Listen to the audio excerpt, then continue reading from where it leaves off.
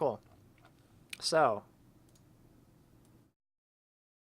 starting from the top, blah blah update, shenanigans, sweet skins. I really really like that group one. The Murdoch Punisher and some like kind of spacey howitzer skin. This week's car is not that hot at all. Reworks. So Shockwave the knockup was removed, but it was given a 90% slow. It it says a minus 250, but it's 90%. You move it like 280 or some shit. Or wait, no, it's like I think it's 270 for melees, something like that. But the cooldown really, really, really, really lowered. So you can still use it to force engages, right? Like you run up to people, you pop it, they can't avoid your stuff. If they don't have an ability to avoid it, they won't avoid it. So I mean, technically they still counterplay to Shockwave, but it's a really super strong ganking tool. Like you can use that so often to just run to a lane, pop it on them, and for 2 seconds they're not moving anywhere. I think it's still pretty powerful. It's just a different kind of powerful. Some Matspar Radiant Stash were removed from the game for a really, really, really, really long time. I think even with the 15 damage plus player level, like I think that still warrants using it. Because that's I'd have to look at the card, but I'm pretty sure that warrants using it, as long as you plan on going tanky and stuff. Could be wrong. I still have to run the math. Could not be worth, but probably worth. Blink Charm. You don't really see too many people using it. Some might, if they're not planning on using Shockwave anymore, just an initiation tool. Cooldown's way longer though, so I don't know. It's probably not going to see much use at all. Trader's Touch. They removed the max passive requirements, so now it's just like 7 points, and you get passive, which is you deal 5% of the opponent's current life as physical damage, which is decent. It's not horrible, but it's like 7 card points, and they reduce the life steal on it from 2 points to 1 point, which in this patch means instead of 8% life steal, it's going to be down to 2.5. So you're paying 7 points just for the passive, basically. Tempest Pearl gave all nearby allies 200%, or not 200%, but 200 flat move speed for 6 seconds. They reduced that to 3. Probably won't see it used as much anymore. Maybe once they get rid of auto sprint, you'll see people using it again, but I don't think you'll see it too much anymore. Many Bloom overflowing gifts. Cooldown reduction's nice, but I'm not sure if that's going to make it see much more use. Like, the cards aren't that great. They're like filler cards. If you don't have like anything else to buy at that moment, especially early game is when you'll pretty much see it only. Moving on from there, Beastmaster Key. They removed the 50% bonus for both of the keys, but the Beastmaster 15% or 15 flat bonus damage to jungle minions is still roughly like what it was doing at the start of the game. It just makes it so it doesn't scale into like the later stages of the game. You can end up selling it sooner. Stalker's Key, I don't really like this. The basic attacks on jungle minions restore 8 health. Like, you don't need that at all. You shouldn't need it for like anything. It's not fucking good. Stalker's Key rip. Beastmaster Key is still some use. Bounty Stalker is kind of interesting now. I think you probably will see it now. It depends. I think you'll see people use it. So, What it currently does is it gives 3% critical strike chance every time you hit something, stacking up to 4 times until you crit. Once you crit, you lose all the stacks again. So they're increasing the cost to 6, which is like the one big downside. But max stacks go up to 10, and it only stacks if you hit an enemy hero.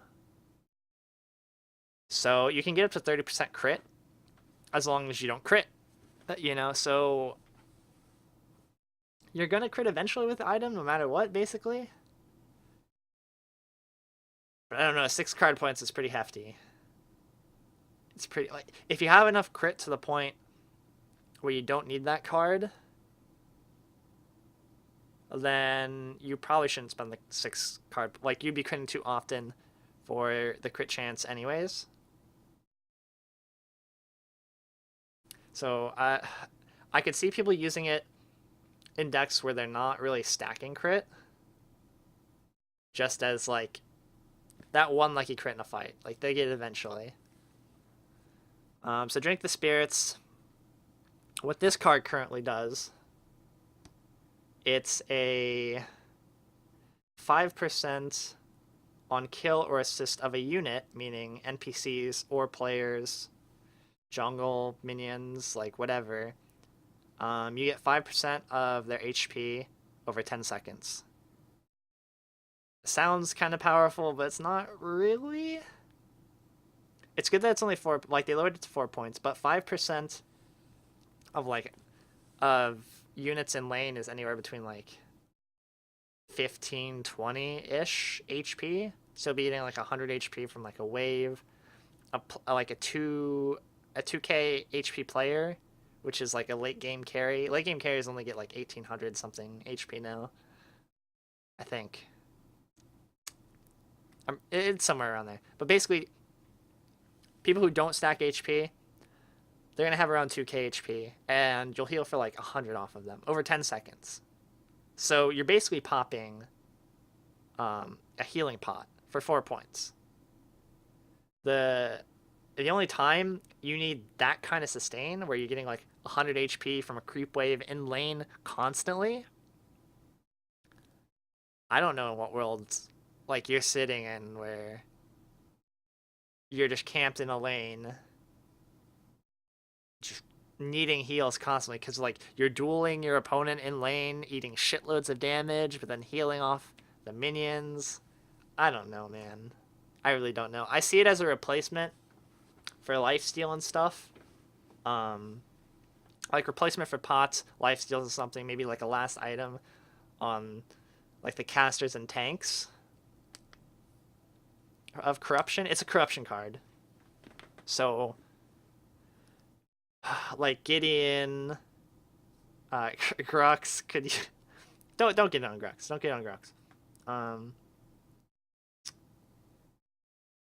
Gideon, Iggy and Scorch.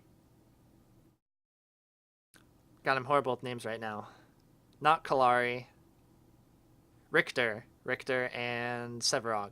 Yeah, those 2 tanks. I could see them using it as like a last item. It's a health mana card, so you can like end up dumping extra health into it if you have card points at the end.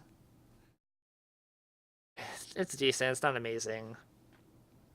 Very limited use for it is my issue with it. Now, Armivore. This is whenever you kill a unit, you gain mana from it. They're changing it from 1.5 to 7. This is a red card. Fury. They removed the max passive, so you no longer need to fully complete the card. And they changed the primary stat from attack speed to energy pen. So this would probably only ever see use on like a howitzer. Like I think that's actually it. I think howitzer is the only like red caster. Maybe they'll add other heroes that might need it. But currently minimal use. It's not that great. They updated a tooltip for Everglass, what to do. No one uses it anyways, unfortunately.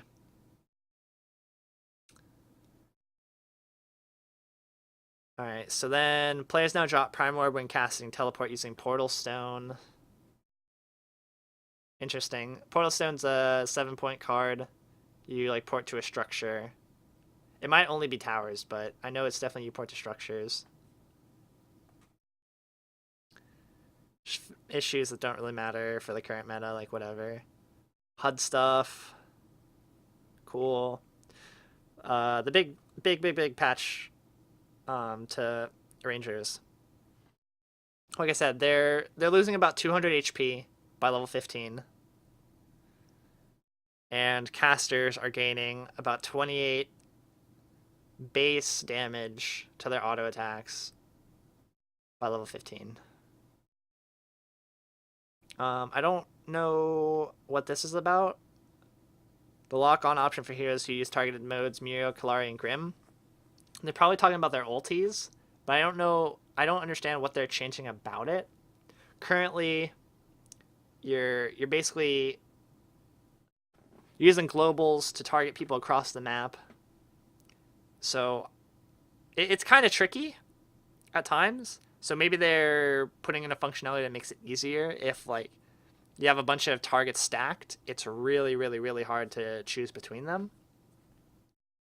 So hopefully that's what they mean there. Decker. Just random fixes. Gadget, more fixes. Gideon, fixes.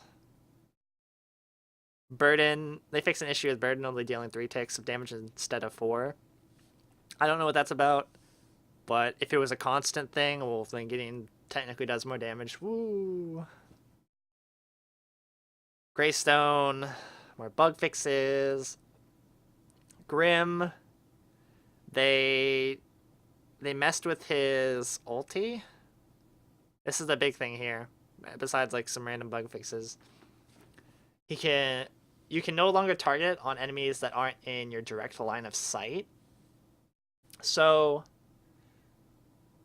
if there's like a wall in front of you, you can no longer like target them with your ulti, shoot it out, boom, they explode, cool.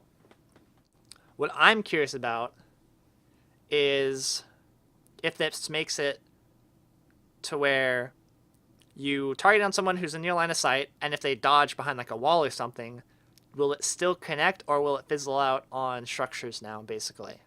That's what I'm curious about, because it's not specific enough for you to know. Like, they stated that it can no longer be targeted because of shit like that, but it doesn't.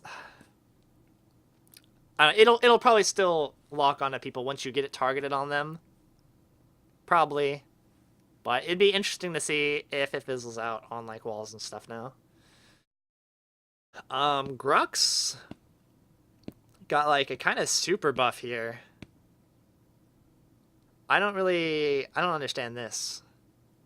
I mean, I kind of do. So they extend the duration on, I believe that's his pull, smash and grab, to 0.75 seconds to prevent bad ability interaction. So previously you could like cast abilities while flying through the air towards Grux. So it's just a straight buff to him. You can't do shit anymore, I guess. Just straight buff. He's already pretty fucking good with smash and grab buffs lately. Just buff some more. Cool. Fix the bug, I guess. Can no longer reduce the cooldown of the R2000 missile if it's interrupted after firing.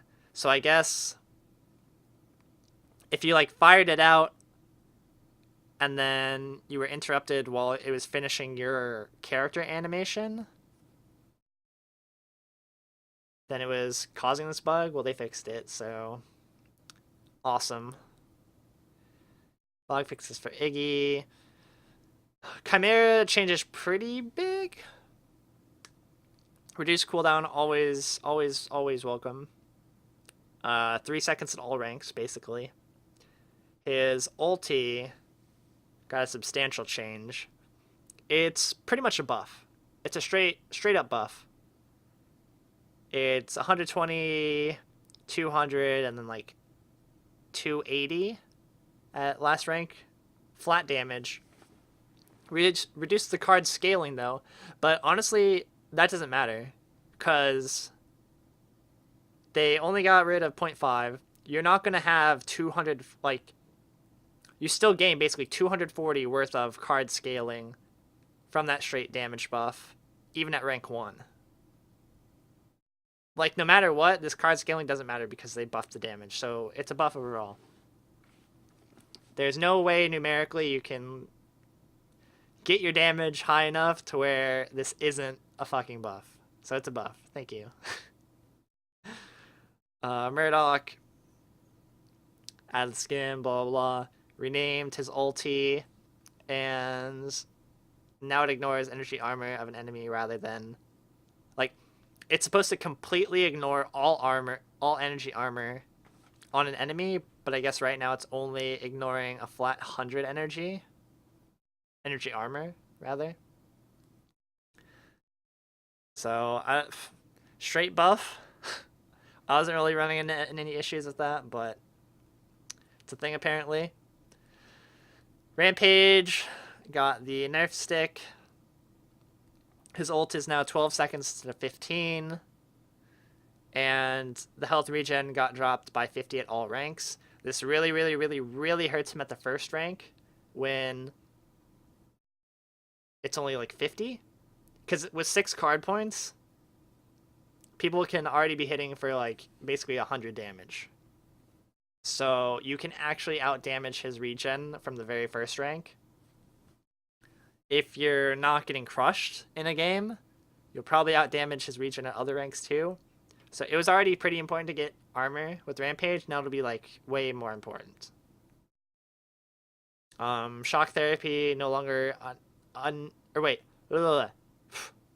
it's now uninterruptible once cast. I was gonna say like it's now interruptible. But no, it's uninterruptible once cast now. So that's good. Fix the bug. Hail arrows would cause an extra tick of damage. Whoopee. Interaction with force shield and other hero shields. I'm curious like what interactions those are. I can't really think of any off the top of my head. Twin Blast got some nerfs. Nitro got reduced really, really, really hard. Only down to 4 seconds, so like that's really substantial. Even if they reduced the cooldown down to 18 seconds, only 4 seconds is very, very, very substantial. He won't have like nearly as much free attack speed in a long drawn out fight as he used to. And Rocket Blast, which was his right click dodge, they reduced the travel distance on it. So they didn't specify how far it is anymore, like with the new change. So we'll have to wait and see. It was like it's already counter playable as long as you were like right on top of him. But you had to be like right on top of him. Now, I don't know. He's probably like still just gonna get caught like mad, depending on how far they reduce it. If it's like bitty a little bit, and they just like want to throw it in there, well, that'd be kind of lame. If they cut it by like half, oh good god, like you would only really be able to use it as like a juke tool at that point. Right now, it's both a juke tool and a reposition tool with how far it goes. So I'm interested to see how much of a change that is. And then just some last bug fixes. Entering auto sprint while inside Gideon's black hole, like what the heck? Nothing really big outside of that, but who plays Gideon anymore, right? Like blue, red, and black stacking up to level 5 instead of 3. What kind of fucking game are you in where you get... It takes 30 minutes before someone does buff camp? I don't know, but they fixed it, which is good. Which is good on them. I don't know how they find that bug, but it was. Good on them for fixing it. That's it for the week, though. Like, I'm kind of mixed feelings about it. I'm really mixed feelings about it because the Rampage and Twin Blast are good. The card changes are good, but probably don't matter. Like it's really just the Twin Blast, or I guess.